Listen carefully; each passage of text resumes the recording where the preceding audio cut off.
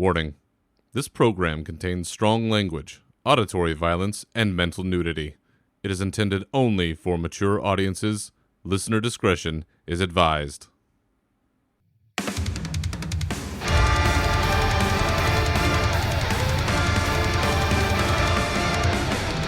Welcome to your uncensored home for all things Warcraft. With your hosts, Berzerker and Navox, this is Unshackled Fury.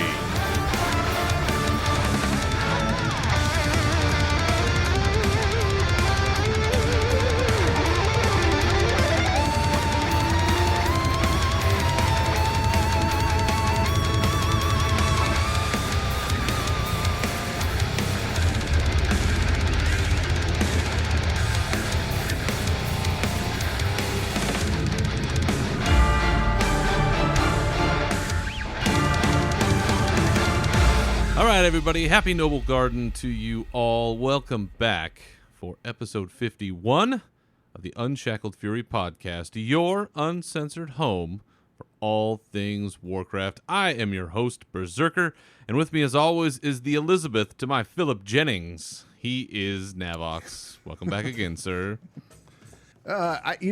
I laugh, and I don't get that reference at all. I don't get that reference. I'm like, I don't know. That is in reference to the great show on FX known as The Americans.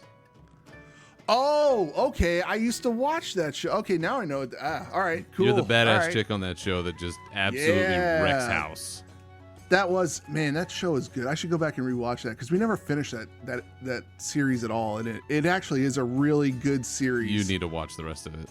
Because we got up to the point where I forget. Oh, I know exactly what episode we got to, and you probably already know since you watched it all. We came across. They go on vacation, and they come across this child leaves a hotel room, comes back, finds his entire family dead, and then that's when they discover. That other family's also. Oh yeah. Okay, yeah. That's where we stop. Oh yeah, you got to finish that series. It's such a good show, and it really is. You never know how a series is going to end. Like there's so many that are disappointing. Lost. Oh, is that one over with? It's over. It's over. Okay, it's great. done. Oh, that's good. Okay. Oh, it's done. Okay, good. And it second to my all-time favorite show, The Shield. It probably had one of the greatest finales ever. Okay, cool. They did an amazing job. And speaking of finales, I'm still riding high on seeing Avengers Endgame last night. I haven't seen it yet. Holy haven't seen it yet. What a movie. I heard lots of good things. So everybody's like, "Oh, it's so good, go see it." I was like, "Okay." I don't think anybody needs to tell me to go see it. Yeah. I really want to go see it. It's like, even if you know spoilers, even if somebody was an asshole and spoiled something for you, even if you accidentally saw something, you still have to see this in the theater, and this doesn't spoil anything. Just for the last hour alone, you have to see it on a big screen. No company in the history of movie making has ever done anything like this before, where you have a set. I mean, okay, look, you can look at all the Star Wars trilogies. You can look at, you've got a saga there, but for a story to start, have a starting point and an end spot, and just go. It expands consistently for 10 years. Yeah. I mean, you're going 10, 11 years. Yeah. I got goosebumps after I got out of Iron Man originally because. Oh yeah. I turned to my friend and I said, "You know what's really cool? It would be really cool because they're going to do an Avengers movie eventually. And oh man, how cool would it be if they did the Infinity Gauntlet?" He's like, dude, that's never going to happen. The story's great. It's never going to happen because that was such an amazing comic book. Yeah. And I was like, oh my God, it happened. Yeah. So it's like, so we're really looking forward to it. I think we're the type of moviegoers though that want to wait for the crowds to die down. Oh, you got to see this one with the crowd. This is one of those ones. You have to see it with the crowd simply because there's those moments where people are just in literal awe and going, "Holy shit, that just happened," or like, "Whoa, okay. Or, yeah," or they're all crying together, or whatever. All right. To have that sort of human experience. I'm with you. Like, I don't typically like crowded theaters, but my best movie going experiences, number one was seeing Jackass in the theater. 16 years I ago. will admit that was good. Yeah, I did that too. I mean, watching that with a bunch of drunk college kids, because I was just graduating at the time, was phenomenal because it was right at that time when it was happening. And then watching, not Endgame, but Infinity War with just a packed house, people going nuts. That scene where Thor, bring me Thanos, and he slams, Stormbreaker into the ground, and people are just losing their minds. And I'm like, this is the greatest thing ever. Like, I don't even care what happened. They could all die after this. I don't care. I got this moment. That's enough. But it was very good. So, yes, I know this is a Warcraft podcast, and we're getting way off track. It's you know what, though? It's all in the same nerddom. Yeah. It's Well, and I've also noticed that people are talking about Sylvanas' Endgame. So now Endgame. Yes. Like, everything was a rise of something. Now it's going to be Endgame something. Everything's going to Endgame. Everything's going to be Endgame. Oh, dear Jesus. So, yes, that was phenomenal. A beautiful end to that era, as I said on Twitter in my little post. I was very lucky. Didn't get any spoilers ahead of time, so I got to go in fresh. Good. And it was dynamite. So, for all the fellow nerds out there, get out, see the thing, throw down a couple bucks, because as of this morning, it's only made $1.2 billion in the opening weekend. And Navo's everyone a drink for letting his phone go off during the show.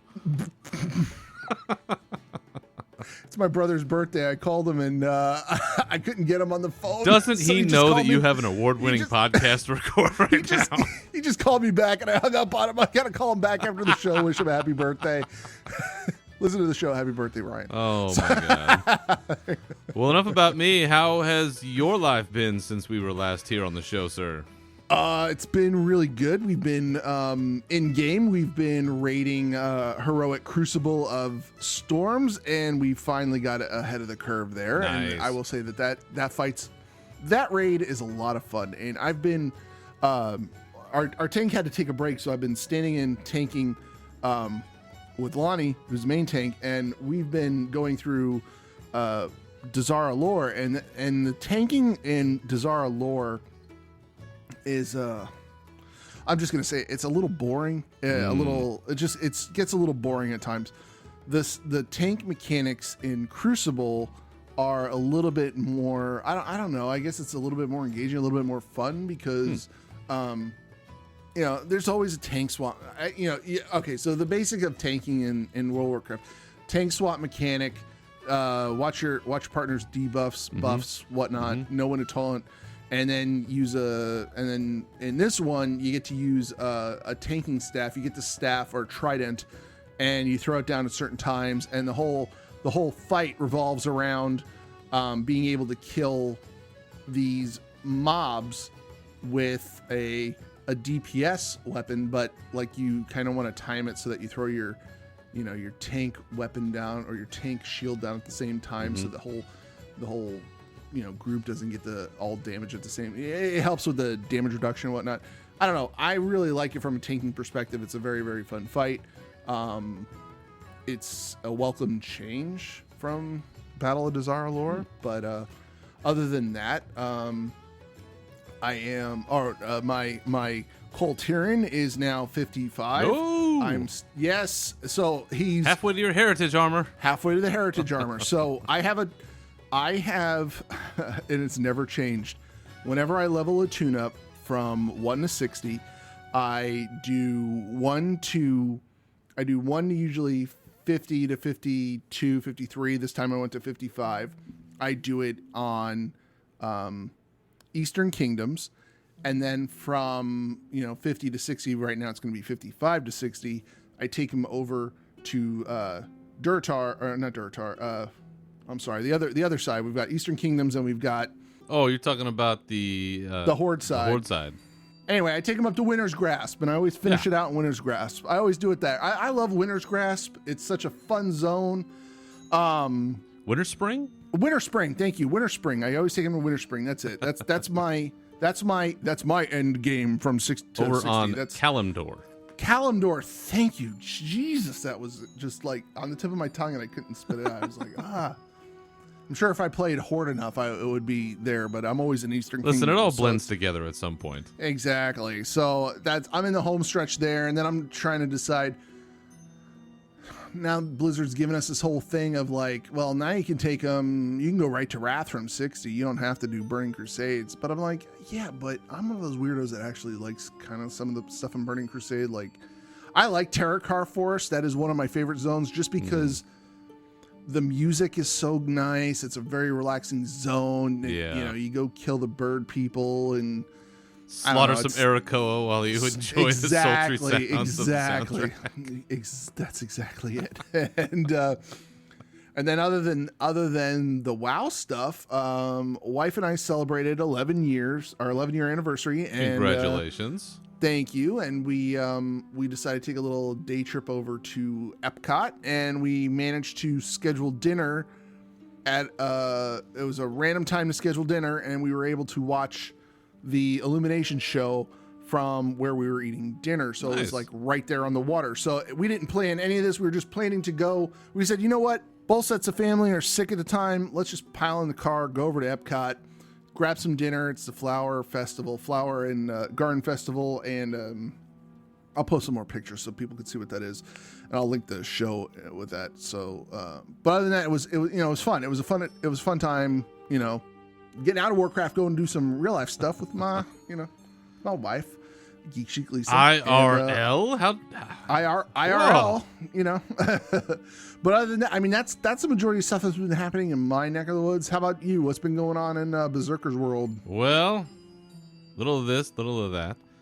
We, other than seeing the latest and greatest in a theater near me, we are making our way through the new raid, and we're making some progression on heroic. Put it on normal. We're getting through heroic, trying to kind of mix and match a little bit with Dazara lore, with Crucible of Storms, and it kind of depends on who shows up and what the comp is for the night. So there's a little bit of a dance going on there.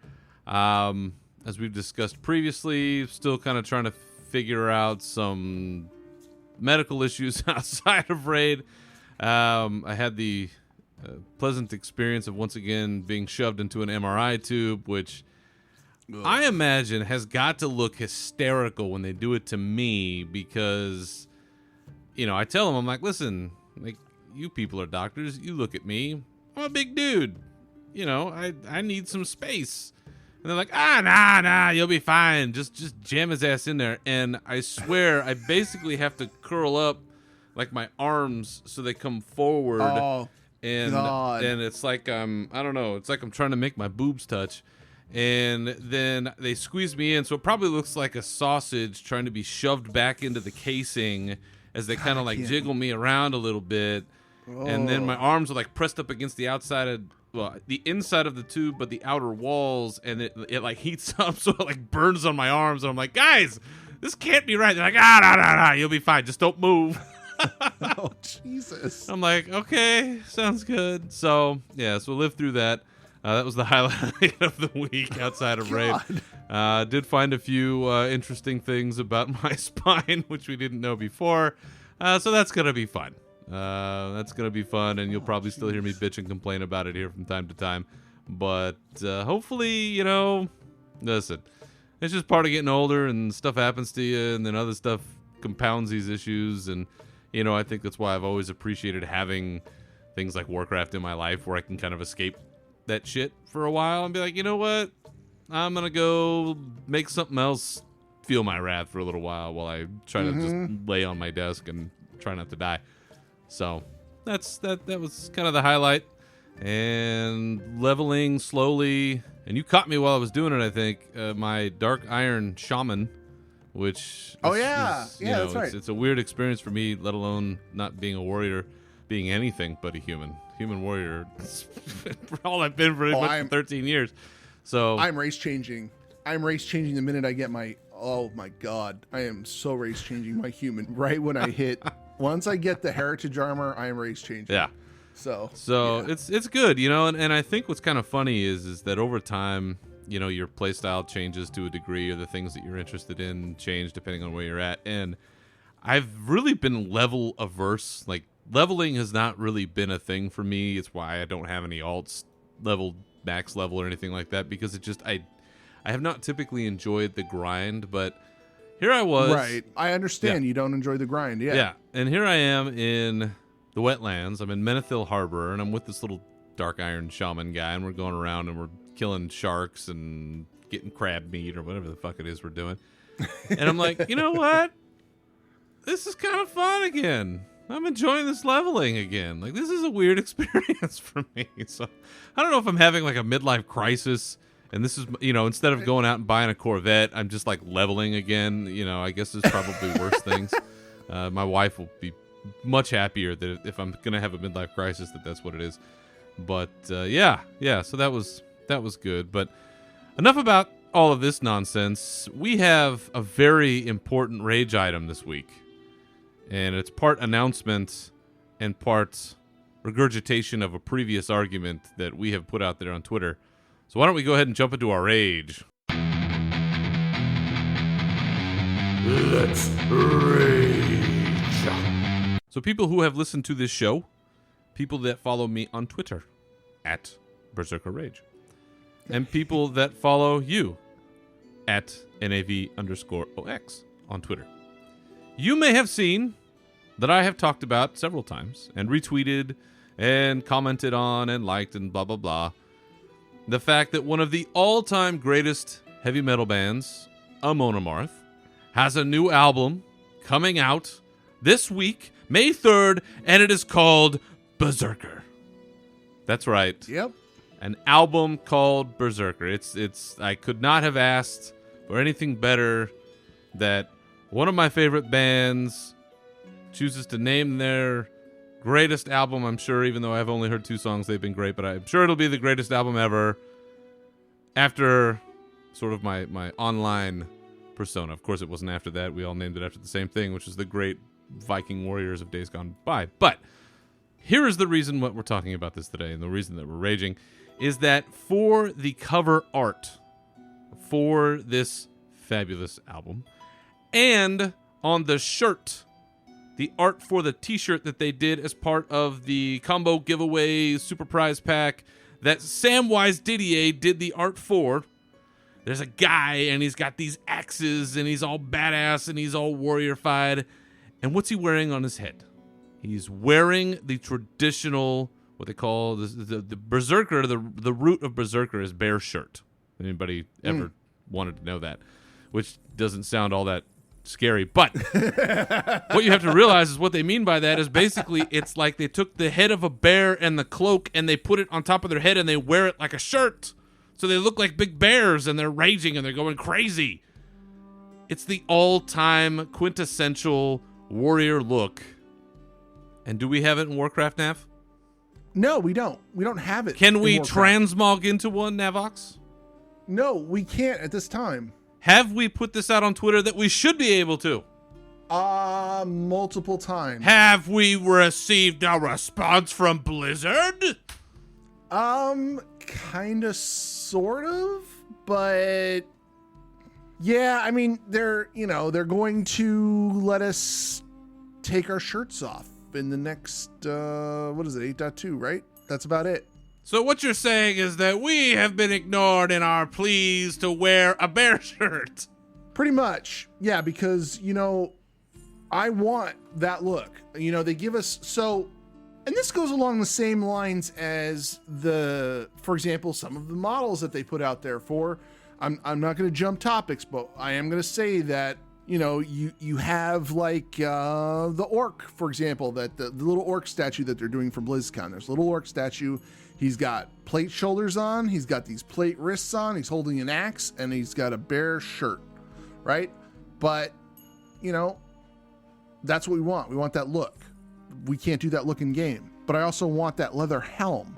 They need to be able to let us transmog stuff across the different armor types. And we still can't do that. And it would be, I think it would solve a lot of our, I don't know. It wouldn't solve any issues, but it would just make the game more fun, more immersive for us. Of course it would solve an issue. This is a very important issue. I cannot transmog into this thing, and as far as I know, the only one who has it is some huntard named Rexar. Who's that anyway? Yep. Nobody cares about that guy. He's just some horty. Nobody cares. What's his story? He shows up, he disappears, he acts like Batman. Who gives a shit? Yeah, and then he shows up in Stormsong Valley on the Horde side. If you go through the Horde side, which you haven't done yet, I know you haven't, so I'm just saying that happens at some point. You help Rexar, and actually, Rexar actually ends up helping out this human family. It's kind of weird. I don't know. Anyway, but yeah, I understand what you're saying. You're absolutely right. Rexar's got a look. I know that Rexar he's a hunter, not a shaman, right? He's a hunter. Huntard. Yeah, no, Rexar's a hunter. That's right. Unbelievable. So Blizzard, Yeah. I know you listen to this show. And when you hear the sound of my voice, know that we are enraged that Warriors cannot yet wear the Great Bear shirt of our forefathers. And be sure to pick up Berserker by Amon Amarth, coming to every outlet near you on May 3rd. Have you seen the exclusive Shield box set for this thing? Have I seen it? It's coming to my house. That's pretty awesome. Yeah, it's as soon as I saw that they had, because I have to be a complete mark for this stuff, because one, it's my favorite band. Two, it's got like my, moniker all over everything. So there's a shield, there's shirts, I already have it. I'm gonna have to post a picture of it on Twitter. I have the flag. I bought the flag of the guy, and it says Motormar the Berserker, and he's all big and bloody, and there's shit everywhere. And I showed it to my son, and he's like, "Whoa!" And I'm like, "Yeah!" And I'm hiding it from my wife because I'm sure she's not gonna be happy. But thus is the life of us warriors in our quest to wear everything. All right, well, I think we can move on from this topic now that our pleas, I'm sure, have been heard, as we do have some news items to talk about, and a couple of them are fairly controversial. So why don't we go ahead and jump into our news?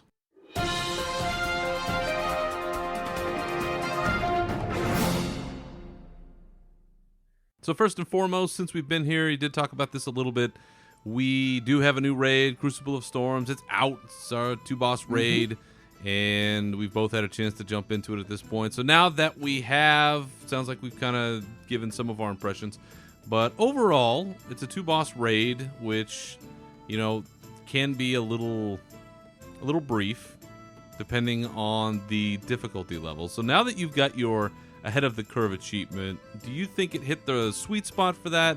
Do you think it was too easy, too difficult? Because if I understand it correctly, the Mythic race is still continuing as we record this. So yeah, the Mythic race is still going on. Yeah, so I feel like we're probably in about the right spot, but what do you think? I absolutely do feel like we're in the right spot, because it was just, our group, we do ahead of the curve, and then, if we get to that point and we're like, hey, this is getting a little boring, a little tedious, let's jump into Mythic, let's do a little bit of Mythic. That's where we're at. So it was perfect for us. We decided we weren't going to do normal this time just because, we just, again, wanted to go in there. We didn't go in there on normal. We just went in there on heroic. We killed the first boss the first night. Second boss gave us a little bit of trouble. Then it's all a matter of trying to learn how the fight works with the group that you have put together, and then you figure out at what points you want to use your special abilities, and it's actually all about spacing those special abilities out in the heroic version.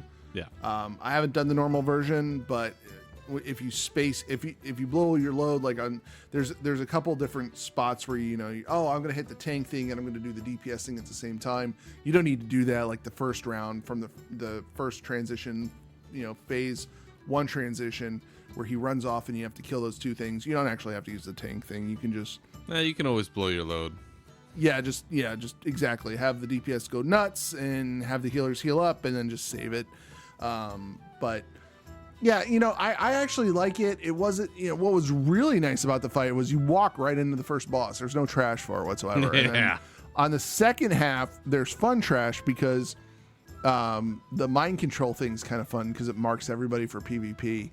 Or it marks a couple people for PvP, and then everybody gets to attack everybody else. And I don't know, we always have a couple people in our raid audience that likes to troll the group and kill their kill their fellow raiders and stuff like that and have fun. So last week I tried to swap over to Fury before we pulled it. I'm like, I'm going to get mind control. I'm going to kill this person who always keeps trying to kill me, and never got mind control. So I was like, damn it. But you'll get them next time. But it's fun. It's fun.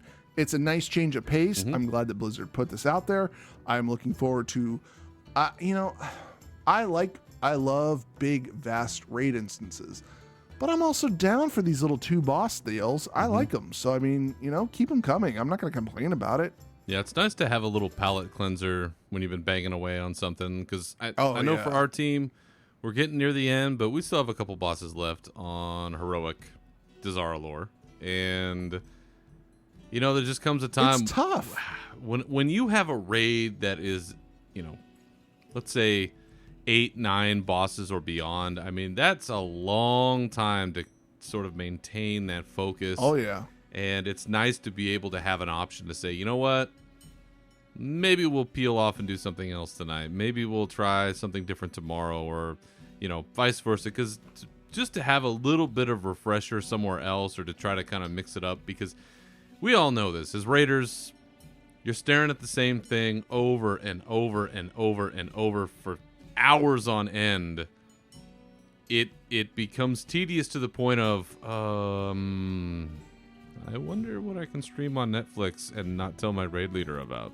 Oh, I am terrible at that. Like, I will look at Imager, I will look at YouTube. That's what happens. It is horrible because it's the monotony. It's just like, oh, this is so okay. All right, yeah, I'm gonna taunt. Yep, okay, I got it. I'm taunting. Yep, good. And that's where people start really fucking up, because then you're really not paying attention, and it gets even worse. So it just compounds the problem. So, and that is where I think these little shorter raids make sense, because you can kind of mix it up a little bit. You're like, ooh, I feel that little rush of energy that something is new or something is different. I'm like, okay, now I feel like the tank has been filled up a little bit, and keep going. So that's been nice. But one of the things I thought was really interesting, and, we have made it a point on this show not to jump too far ahead, to try to be as spoiler averse as possible, to play things out in real time. Whether that's good or bad, that's how we've chosen to play it here on this show. So I was caught by complete surprise when we had downed Crucible of Storms that there was a quest that came after we had killed the second boss. I didn't know anything about this.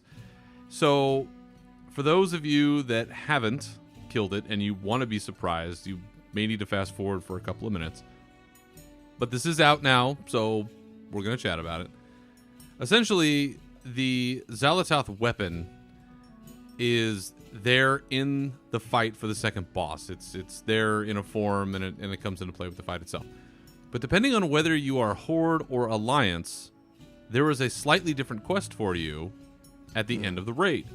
If you are the Horde, you actually take the weapon and give it back to Sylvanas. If you're the Alliance, you just see that there is a shadow or something of that weapon, and you go, hey, Anduin, I think Sylvanas has got this old god weapon. We probably ought to do something about that.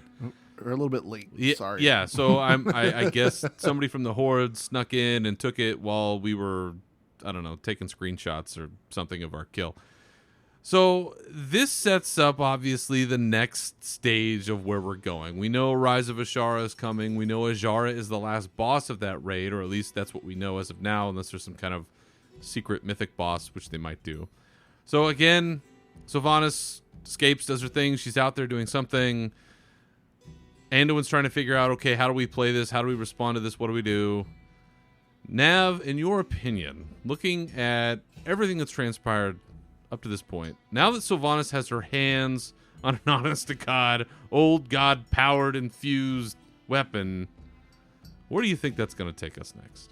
I don't really, I did that quest line with that weapon, and it was quite fun. But now that she's got it, I don't know what she could do with it, like, at this point, because it's first of all, didn't it get it got separated from the soul inside of it, was separated from the weapon itself. Yes. Right? Yes. And then so now you've just got this old god, the soulless old god weapon. Yeah. So I don't know if she's going to try to empower it again. I don't know. We've had this long time theory that something's gonna happen with one of our old raid boss things. You brought it up, but Sylvanas has got to come up with some sort of way. She's running out of options. Her Valkyrie, we've killed one of the Valkyrie. Mm-hmm.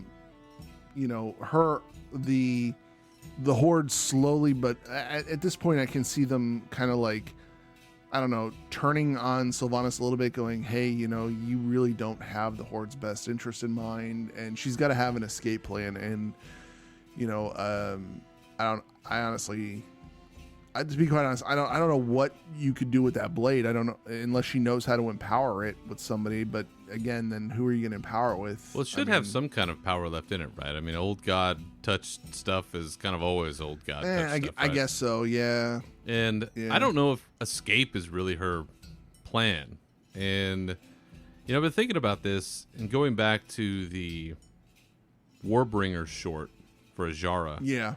I'm wondering if there are, if I'm reading into the tea leaves too much or not here, but I'm wondering if there are parallels being told between the story of Queen Ajara and the story of Sylvanas, where Queen Ajara, essentially by her own hand, whether she intended to or not, was the reason why her kingdom was destroyed. Her lust for power, partnering with the Burning Legion, the Well of Eternity exploding, the whole thing. And that's what's happening. If you watch the Warbringer short that they did about Queen Ajara, when the waves are coming up and the city's being destroyed, it's because the Well of Eternity has now been destroyed. And she's essentially trying to stop that wall of water and the whole thing. And she is at the point now where she is going to die. Through the short there, you see this, where she has no other option other than to die because of what has happened, because of what she's done, or to cut a deal with N'Zoth. Right, okay. That's the options that she's left with. Now we look at Sylvanas. Sylvanas has essentially used her power and influence to create a maybe not a physical tidal wave of change, but certainly a tidal wave of changes has come. We've burned down Teldrassil. We've got rampant war running wild. She's trying to manipulate this situation to some end, whether it's complete domination, total control. I'm not quite sure at this point. But I wonder if at some point it's going to catch up to her with everything that's happened with Bane being locked up. The Horde's going to see, listen, she is not in her right mind, or if she is, this is not the leadership that we need. Quick, minor, teeny, tiny, teensy spoiler. Sorry. I have seen a data mined model for Thrall. Oh, yeah. So it looks like Green Jesus might be coming back. So let's put a pin in that. But it does seem like the walls theoretically could close in on her, and in an act of desperation, having a link to an old god, she says, oh, okay, your other queen, Queen Ajara, is dead. I'll be the new queen. Because theoretically, we're defeating Queen Ajara in Rise of Ajara in that raid. That slot is open. Maybe with no other options, with not enough Valkyr, with the Horde closing in, with the Alliance closing in an act of sheer desperation, she says, all right, sign me up. That's where I could see this going. And it could go obviously in a number of ways, but just with what they have, I see a lot of parallels in that sort of quest for power and how it ultimately will undo everything they're trying to accomplish and make them a slave to an old god, because that's what they do. So there are, if you want to go out there, there's a lot of 8.2 spoilers out there. You probably could know already whether I'm full of shit or not, but that's what it looks like to me. I'm curious to see with everything that goes on with 8.2. We'll have a little side jaunt there at Mechagon and some other things going on. Curious to see how that plays out, but I like that little surprise.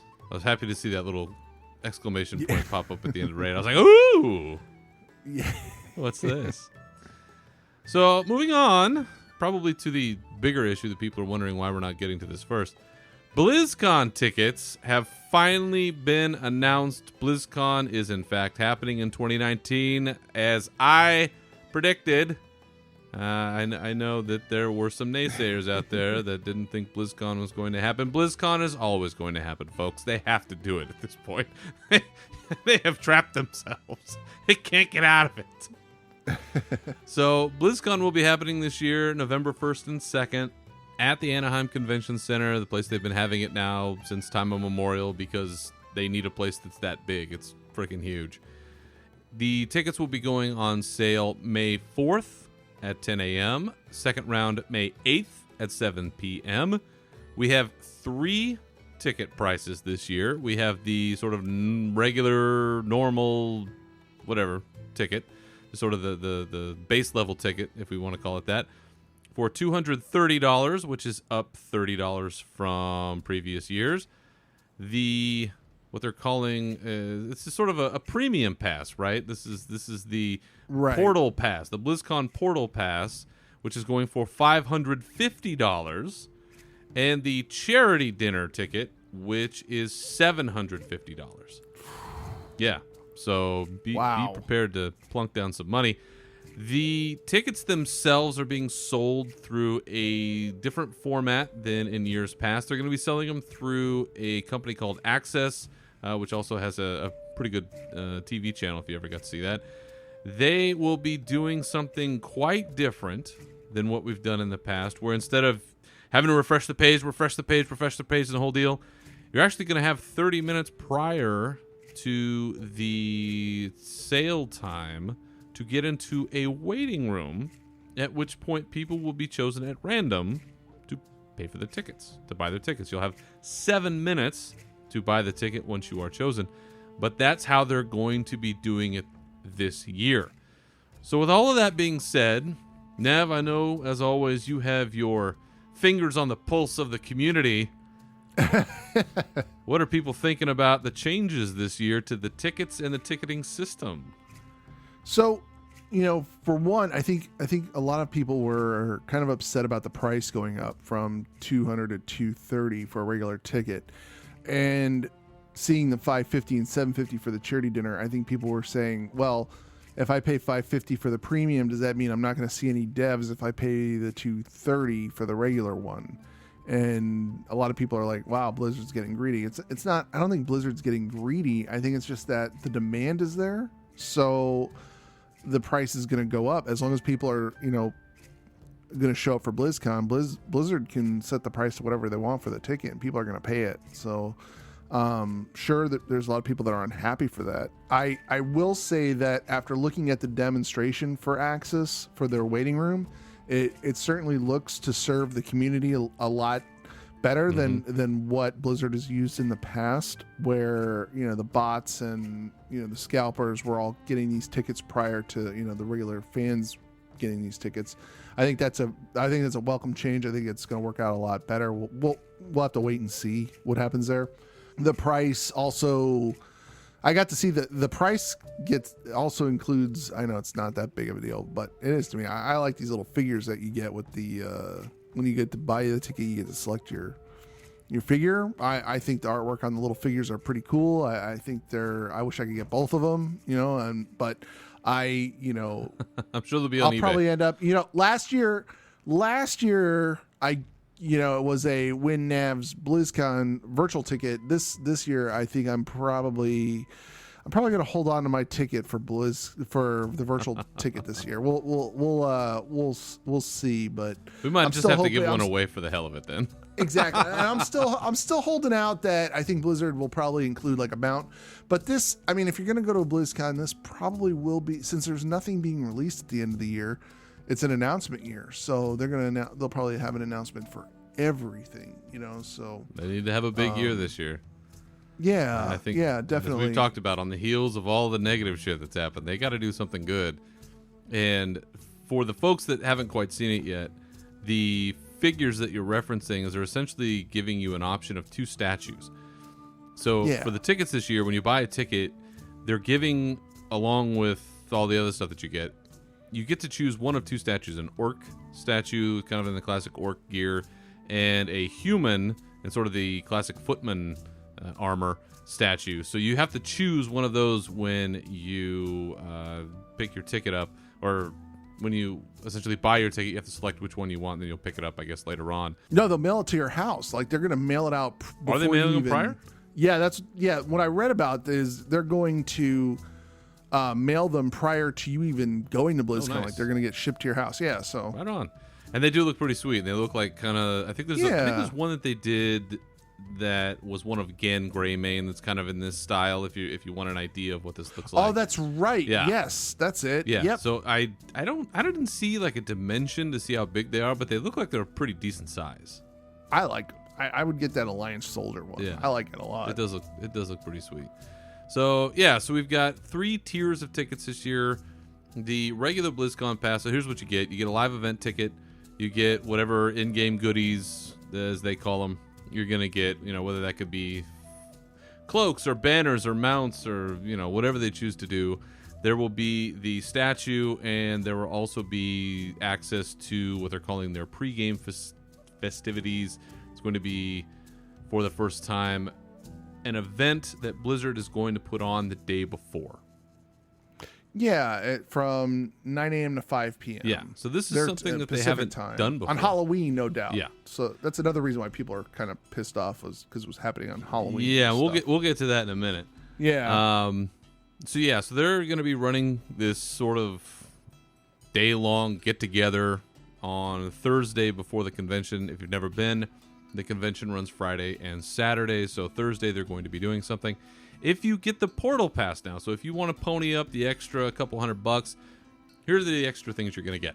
You're going to get access to the Dark Moon Fair on Thursday night, it looks like. So this is going to be an opportunity to get together with some folks at the Dark Moon Fair, which they've changed that since I've been there. Apparently it's in one of the newer buildings that they've built in connection to the convention center, and it's got like its own space, and it actually looks pretty nice. So that might not be too bad. I think the biggest thing, though, is talk about paying for access. They're going to have what's called a Portal Pass Lounge, which they're saying is going to have private concessions, chances to meet Blizzard employees, and esports pros, and more. So if you want to go up and give some folks a hug or an awkward look, or beg for a selfie they won't give you, or whatever, I don't know, that will be something you'll have access to. There's also preferred parking, which, hey, you know what? If you got to travel to the event, why not, I guess? And there will also be separate registration lines, separate security lines, and early entry to the convention. Now, if you've never been to BlizzCon, let me tell you. Basically what they do is they funnel everybody into the space between the 2 hotels right there. I think it's the Marriott and the Hilton. And there's sort of like this open space in between the 2 hotels. They just funnel everybody in there, and you're just jammed in there. And then eventually they open the doors at the convention center, and then you get to jam into the lobby area that's in there, and then they open up the main doors, and people run for their fucking lives to get to a seat. and then as I've lamented on the show before, they bring a blanket and 18 backpacks and throw them over a whole section, say it's all reserved, move on, and then you're like, oh god. So you get to avoid all of that if you get one of these fancy tickets, because you'll just get to walk right in and go get your seat in the front of the mythic stage or whatever you're gonna do for $750. So now even another couple $100 more. If you do the charity dinner, you basically get all the stuff that the premium ticket gets, the Portal Pass gets, but you also get dinner with Blizzard folks. You get some signed Blizzard artwork, and you will actually have reserved seats for the opening ceremony. So You don't have to worry about trying to yell at somebody for telling them 18 backpacks is too many to reserve seats. So how did you make it through bag check? Yeah. No. So I can understand a couple of things here in terms of complaints. One, you're jacking up the price from $200 to $230. Now, I am fortunate in a position where $30 is not going to make or break my decision on whether or not to go to this event. Right. But in totality, when you're working on a tight budget and you're trying to plan what is an expensive trip, there's no way around it, man. Unless you live there and all you have to do is drive and show up, you're talking about flights, hotels, rental cars, food, the whole kit and caboodle. And when you're living paycheck to paycheck, man, $30 makes a difference. I'm not really sure what people are getting for that extra $30 yet. I know that they're going to be expanding into they call it Hall E. It's the lower level. It's actually underneath the convention floor. It's where they've had the store and registration stuff in the past. It sounds like they're going to be doing something different or fun or special or whatever in there. But I don't know what you're getting for the $30 yet. And I think that you want to try to maintain as nominal a fee as possible to try to make sure that it's as inclusive of your player base as possible. I was kind of hoping that if they did something like a premium ticket, that they would lower the regular price ticket. Like maybe drop it to $175, something around that neighborhood, especially because, to your point, there is definitely a demand to have a premium ticket. This Portal Pass thing, they're doing this because they've sent out questionnaires. They've done the polling. They've figured it out. People want this. Mm-hmm. People that want it. You know what? For myself, if I can afford it, I'd pay for it. Hell yeah. I'd love to have a separate security line and go in early and not feel like I'm going to get trampled on. I mean, even though I'm one of the biggest guys, so I'd probably do the trampling. But my point being is that people want to pay for it. That's great. But for the, everyday you and me folks, maybe you give them a break. Because chances are they're already having to spend, a majority of savings that they've built up over time just to make the trip. So right. I kind of get the complaint there. But on the other side, I think it's kind of hard to complain about a separate ticket when there is demand for it. And people do want it, and people are willing to pay for it. And you have to, try to cater to as many people as you can. Is it greed? I don't know if it's purely born out of greed. Does it piss people off at the company that they can sell a more expensive ticket? Probably not. But at the same time, they're also having to create a private lounge. They're also having to set up other amenities and different things for that particular thing. So there is other work involved to do that, and you have to pay whatever it is to make that happen. Hell, they may even be paying people to show up at that lounge. Maybe there's appearance fees that they're giving folks, and this is how they're going to be able to drum up that cash. I mean, who knows? The benefit dinner, man, that's always been $750, and that's because there's only 275 tickets that they can sell. And they're raising that money for charity, so you know what? Listen, you want to make it $1,000, it's still going to sell out. Who cares? It's for a children's hospital. They can charge as much as they want. I don't care. I'm not going to get mad about that one. So here's I guess we're burying the lead here to some degree, but you and I have talked about on this show plenty of times about my quest to get to Blizzcon this year and how I swore up and down that one way or another Unshackled Fury was going to be at Blizzcon in 2019. Well, I don't think that's going to happen. And the simple reason is, and I hope our listeners can understand, is I didn't really think about at the time that if you have a BlizzCon that is happening on November the 1st, that means that we would have to travel on October 31st, which, as you've indicated, that Thursday is Halloween. As the father of a small child, or a young child, he's huge for his age, but he's still a child. I'm not going to miss a single Halloween with that kid. There's no way I'm giving up what is assuredly a limited resource in that capacity. So I hope people can understand. Not going to be able to make it down this year because I'm putting family above all else. And if you don't understand that, well, I don't know what to tell you. We'll be doing the virtual ticket gig at my house this year, as we've done in the past.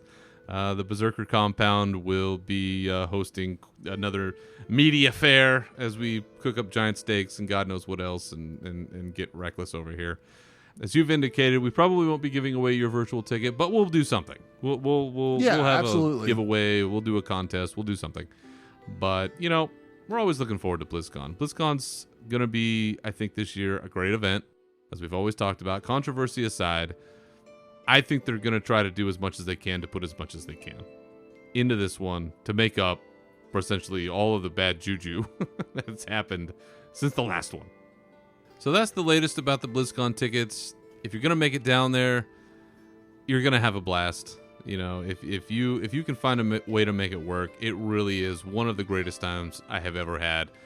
So, as disappointed as I am that they picked that weekend and I won't be able to make it, I'm going to put the flag in the ground now and say 2020 will be the year that Unshackled Fury makes it back to BlizzCon. I swear to God, like I'm already I'm gonna look. You know what?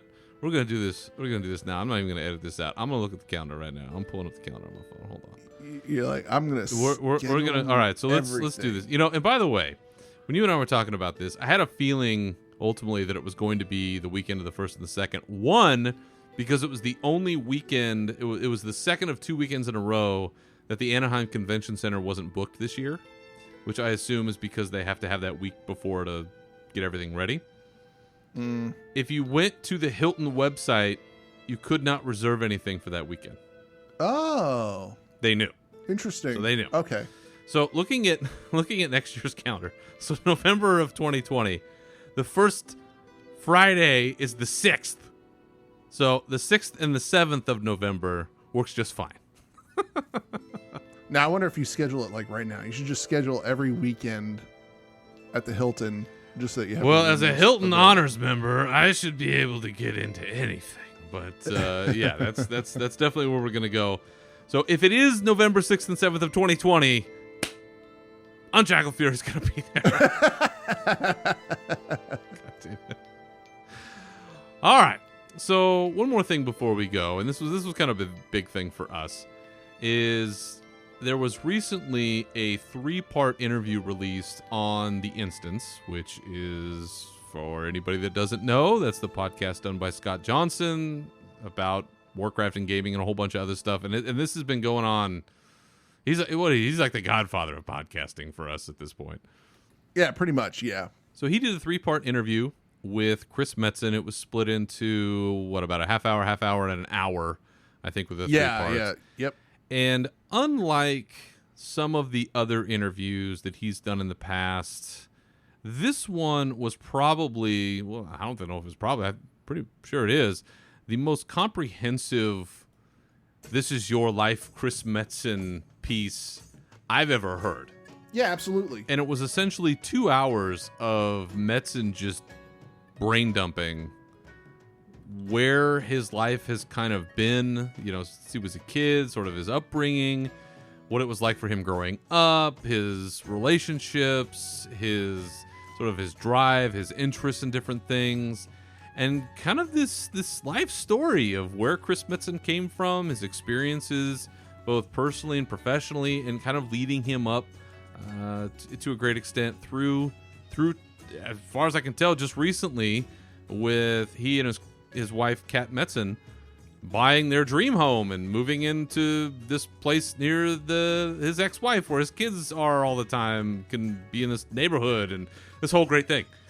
So I know I was very fascinated to hear all of this background about him, about his life, how it related to our games and everything else. But for you, Nav, what were some of the highlights that you heard out of this? First of all, huge thank you to Chris and Scott for putting that together and sitting down and actually doing that. It's really interesting whenever you get to get a background or insight into the people who've developed the game. You get to see into their their lives and see what they were thinking and see what they were doing at that time of and to get somewhat of the background of what Chris went through.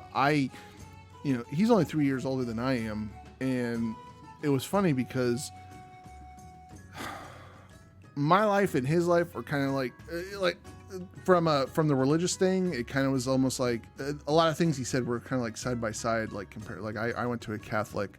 I went from K through kindergarten through 7th grade in regular school. Yeah. But then I ended up transitioning to a Catholic school because the middle school in our area was super bad, and my mom worked at the Catholic school at the time, so I ended up going to Catholic school for a couple years. And it's funny because what he had said was a lot of things that he got into, like the Palladium series, Dungeons and Dragons, things like that, all the same stuff I got into because of that whole the religious thing, and I don't know. It wasn't a, oh, don't play Dungeons and Dragons, so I want to play Dungeons and Dragons. No, it was just the fantasy stuff at the time was really, really awesome, and I really, really enjoyed it, and the comic books and things like that, and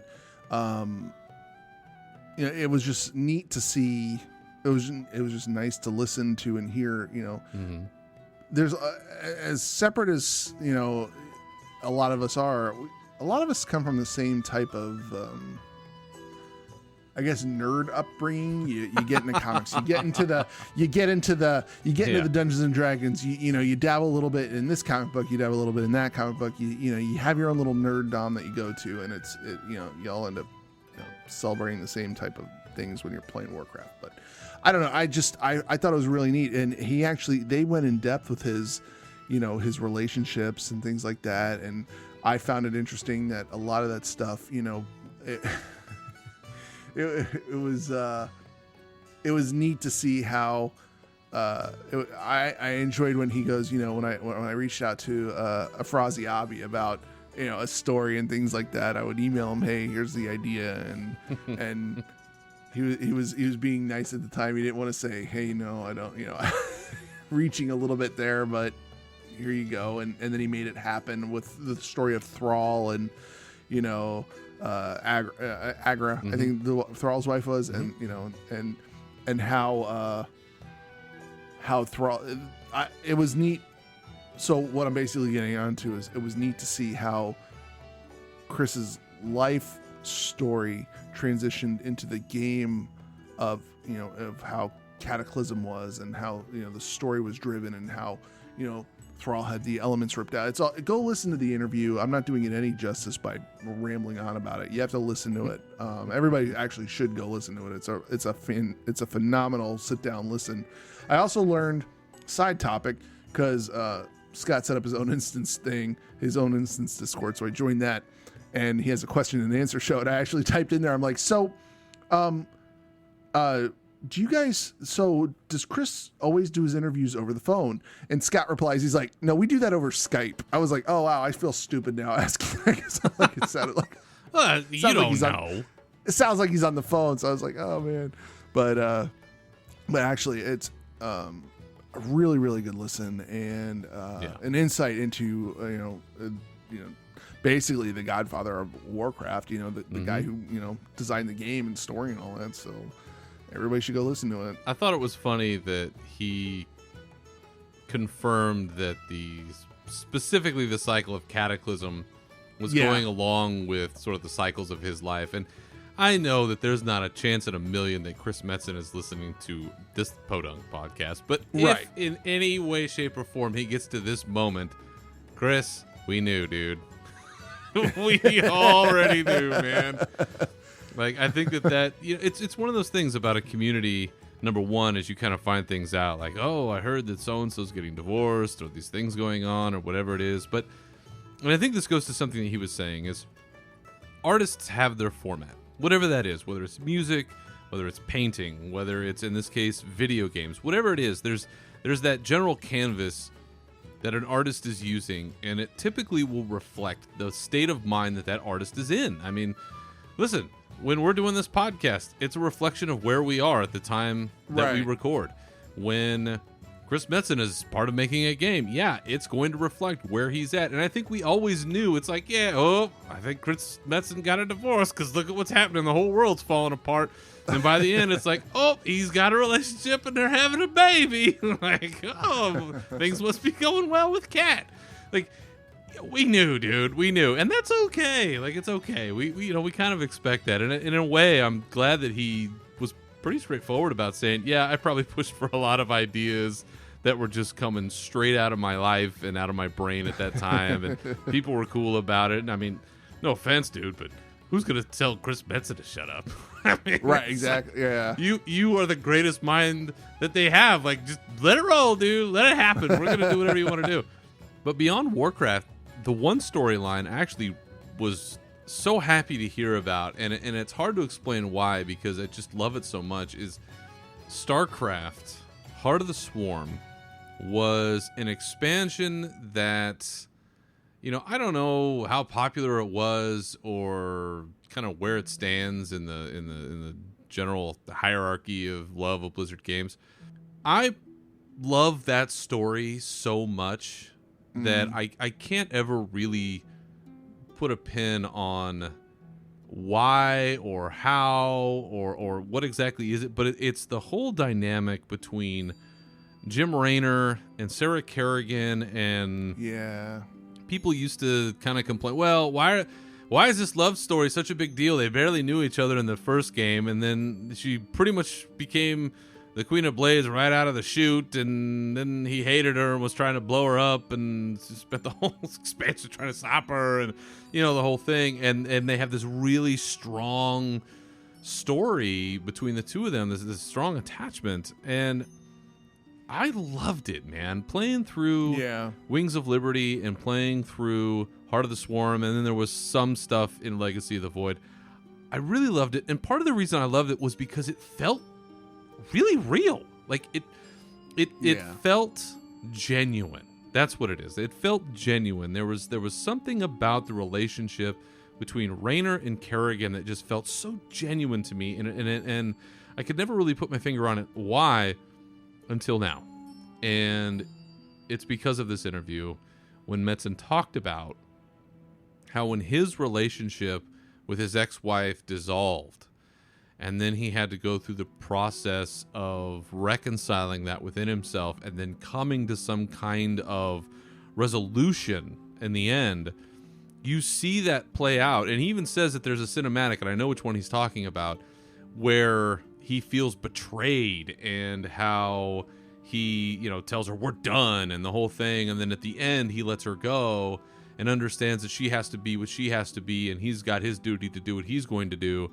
And there's this beautiful moment, and for folks that have never played through the game, just watch the last cinematic of the Heart of the Swarm. Oh my God! And you'll see what I'm talking about. It's this beautiful moment that comes at the end, and it's always really resonated with me. And now I know why, because it was born out of truth. And you find that with all great art, right? Is that the things that resonate with you most is because they're born out of some truth that is universal. And the idea of love and loss and reconciliation and all those things, the pain and all of the hurt and the highs and the lows and everything that go with it, everybody can relate to that. And so to hear him talk about that, it was just phenomenal. So to your point, if you have not done yourself the service of listening to these 3 interviews, stop what you're doing as soon as you're done with this podcast and download them. Do yourself a favor, because they're probably 2 of the greatest hours of interviewing I've ever heard.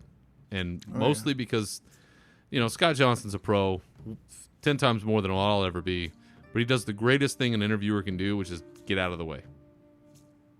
And he just lets Chris roll. And there's a bunch of times when Metzen's like, am I saying too much? Should I not say this? You can edit this out if you want to. You hear Scott laughing going, nah. Let's just keep going, dude.